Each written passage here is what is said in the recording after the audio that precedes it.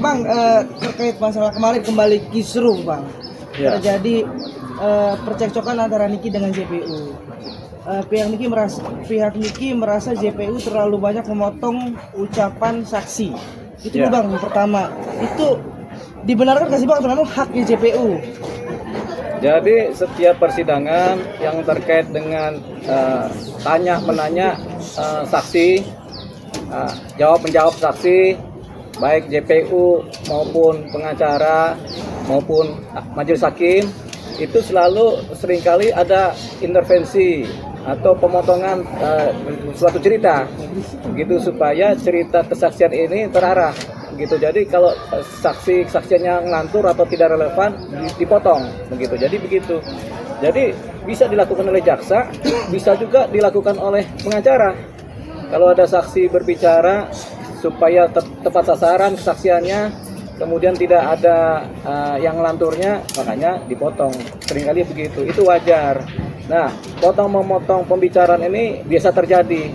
Itulah disebut dalam perdebatan dalam sidang atau proses mencari titik terang keterangan saksi gitu. Nah, kalau ada jaksa memotong-motong pembicaraan, tentunya itu untuk kepentingan pembuktian.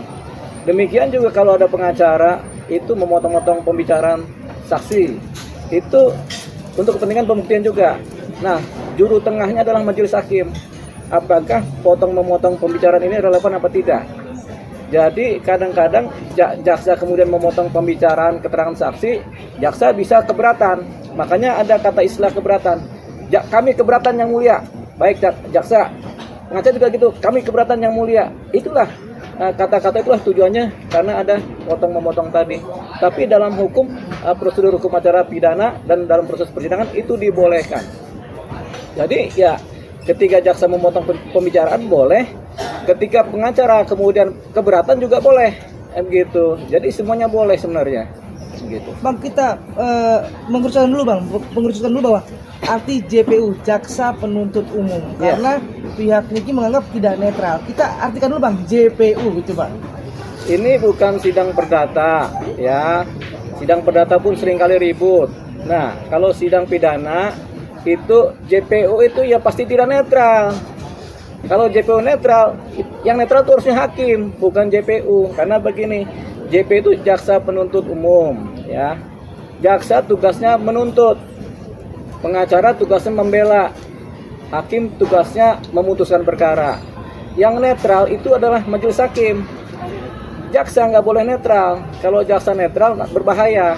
Karena jaksa itu tugasnya harus membuktikan suatu dugaan tindak pidana berdasarkan bukti-bukti dan keterangan-keterangan saksi. Dia nggak boleh netral, dia harus mematuhi koridor-koridor proses penuntutan.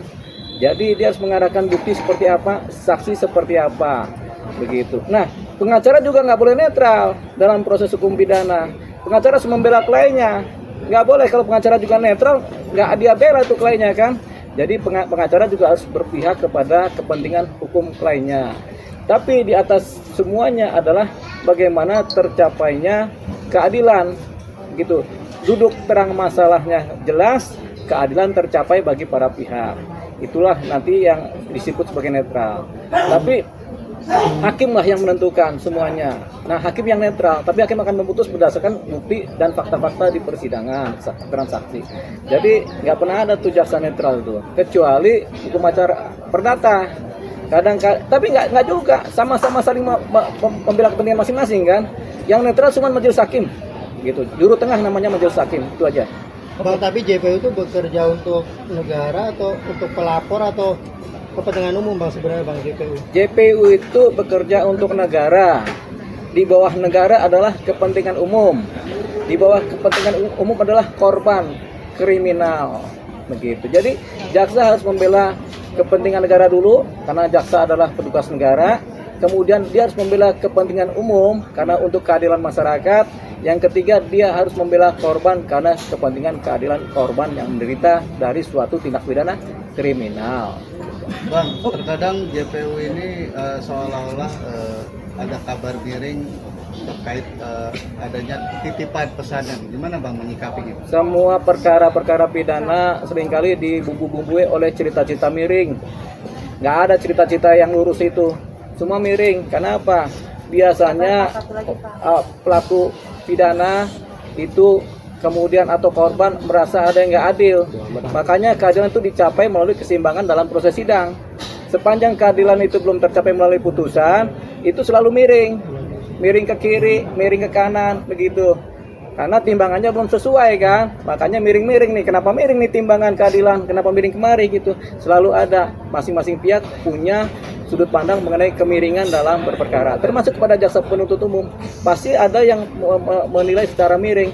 Itu nggak ada persoalan, itu wajar saja. Oke bang, kemarin juga ada kan suara sidang itu under control banget bang, udah seperti apa, kayak riuh rendah lah, udah bukan lagi, udah nggak ada marwahnya. Bentar, riuh rendah apa riuh tinggi? Riuh tinggi bang ya. Ya, riuh tinggi lah udah ya. nggak ada lagi marwah pengadilan itu seperti udah hilang gitu. Ya. Nah, ini siapa yang harus wajib untuk meluruskan ini bang, supaya clear?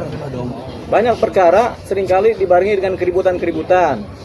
Itu adalah posisi ekstrim dalam persidangan, selalu ada begitu. Dimanapun perkara seringkali ada terjadi keributan-keributan dan keriuhan, begitu. Jadi ini kita bisa wajar. Nah, yang punya wewenang terhadap proses yang terjadi selama persidangan adalah majelis hakim, yaitu ketua majelis hakim. Dia memutuskan apakah sidang harus dihentikan, harus diskor karena keriuhan atau apa. Majelis hakim juga punya kewenangan untuk memerintahkan pejabat keamanan pengadilan untuk kemudian melakukan sterilisasi supaya keadilan berjalan rapi lagi, proses persidangan berjalan baik, begitu. Jadi ketua majelis yang punya kewenangan. Oke, mungkin nggak bang, satu lagi, mungkin boleh nggak bang, ketika minggu lalu, minggu ini makin parah, boleh nggak hakim memutuskan untuk yang tadi terbuka menjadi tertutup sidang ini bang? Sidang selalu terbuka, cuman kalau makin parah, majelis hakim bisa memindahkan tempat sidang. Zaman dulu ada sidang perkara keributan antar preman kan, dari sidangnya di PN Selatan karena keributan yang terjadi, akhirnya dirubah menjadi sidangnya di Polres Jawa Selatan tempat sidangnya, begitu. Jadi yang dirubah tempat sidangnya.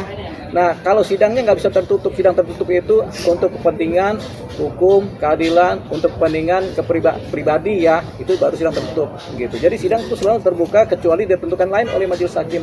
Tapi tergantung pasal-pasalnya, dakwanya. Kalau dakwaan misalnya tentang pedofilia, ya sidang tertutup. Dakwaan tentang kesusilaan sidang tertutup, banyakkan kan. Tapi kalau pemerasan atau pembunuhan atau itu terbuka. Oke bang, satu lagi bang. Ya. Ini kan kemarin menjadi sorotan adalah perilaku JPU ketika selesai sidang tuh masih durasi sidang dia merekam Nikita terus, itu jadi sorotan. Nikita juga sempat agak marah juga. Itu sebenarnya boleh nggak sih bang? Boleh. Oh boleh. Boleh. Merekam. Jadi gini, sepanjang majelis hakim tidak menentukan lain, ketika ada jaksa merekam atau ada pengacara merekam, itu tidak ada persoalan. Karena apa? Pengacara pun merekamnya kadang-kadang handphone digeletakkan tapi direkam. Itu boleh. Panitera pun merekam juga boleh, jaksa juga merekam boleh. Kan sekarang rekaman nggak cuma suara, ada rekaman visual, itu boleh. Sepanjang tidak ditentukan lain oleh ketua majelis hakim. Artinya wajar bang, boleh bang. Boleh memang, karena tujuannya untuk pembuktian, begitu.